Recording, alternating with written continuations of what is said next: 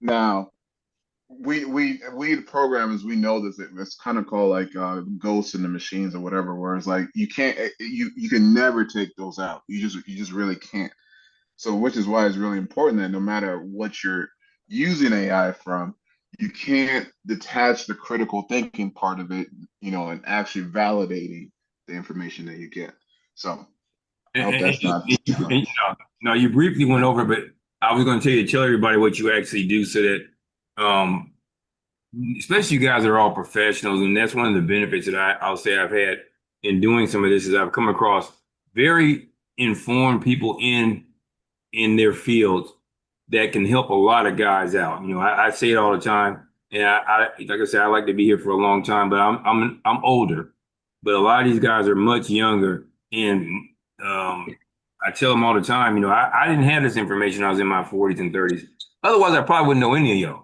Okay, but tell them what you do though, Dele, as a profession.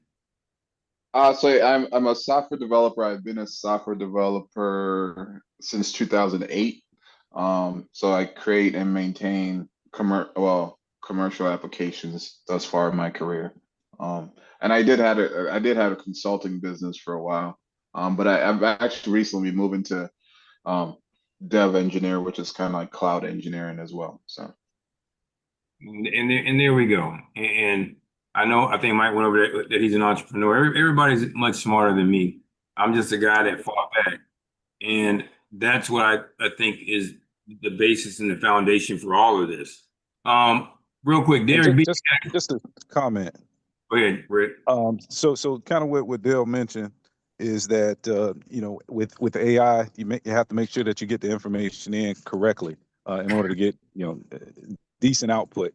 And then one of the things that I do, because I use AI quite a bit, but I also verify it, and it's primarily with the child support calculator. So it doesn't matter which state you're in; each state has kind of a calculator, and whatever information you get out of AI, just make sure you verify it with the state's calculator if you're trying to figure out child support calculations.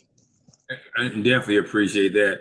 And the thing that we also discovered, because you can create your own database when you're using whatever your AI program is.